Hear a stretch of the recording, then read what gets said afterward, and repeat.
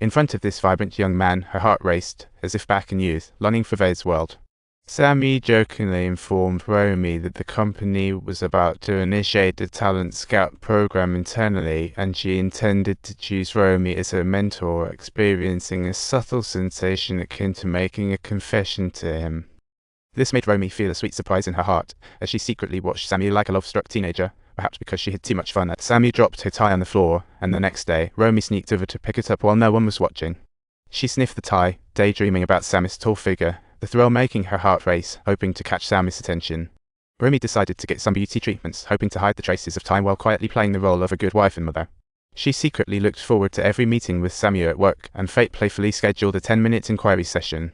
Saimio took the initiative to ask Romi personal questions, an action that instantly and ruthlessly pierced through her long-hidden thoughts. Romi couldn't bear to look into Saimio's eyes, fearing she'd reveal her vulnerability, but her nervousness only drew Saimio closer. She gradually leaned in closer to Romi, the atmosphere heated up like baking. When Romi finally gathered her courage to kiss Saimio, however, the constraints of reality made Romi realize that she shouldn't cross that line, so after this thrilling event, she began to intentionally avoid Saimio. She wanted to quietly conceal these feelings in her heart, but Saimio was relentless, desiring to continue their relationship since, after all, they had a long journey together ahead of them.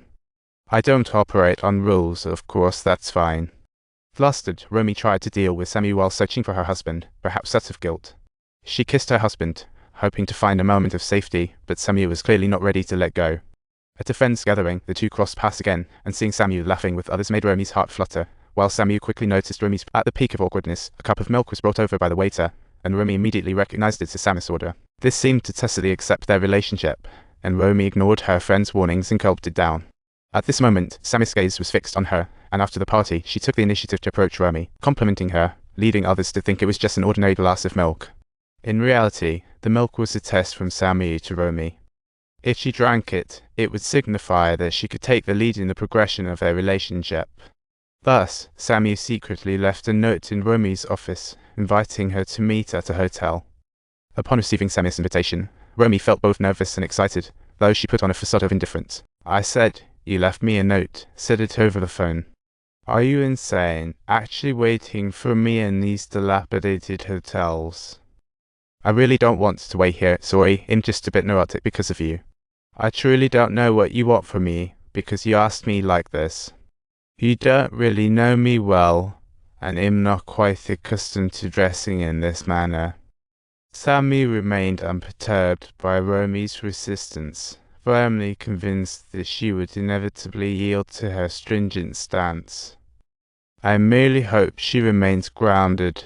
No, wait, what? Stay put. I really don't know what to do.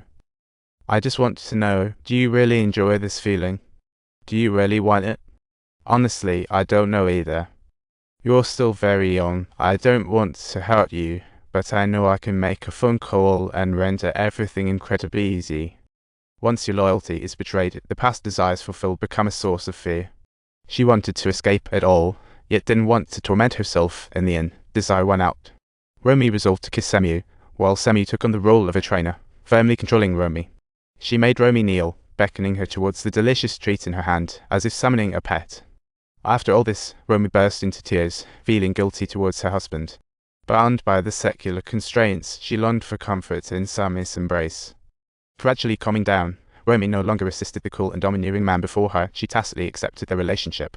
Saimio could always tune into Romi's needs, providing her with the thrilling excitement she once craved. Thus, they began secretly dating at work, and Romi no longer hid her desires. Soon, Saimio seemed a bit dissatisfied with the pace of their relationship and decided to take it to the next level. She appeared at Romi's home under the guise of delivering a laptop. After a long day at work, Romi was taken aback to find her secret lover chatting sweetly with her family. She had always made an effort to conceal the secret meeting spot, which was invariably at work, but Saimio's unexpected visit utterly shattered all her plans.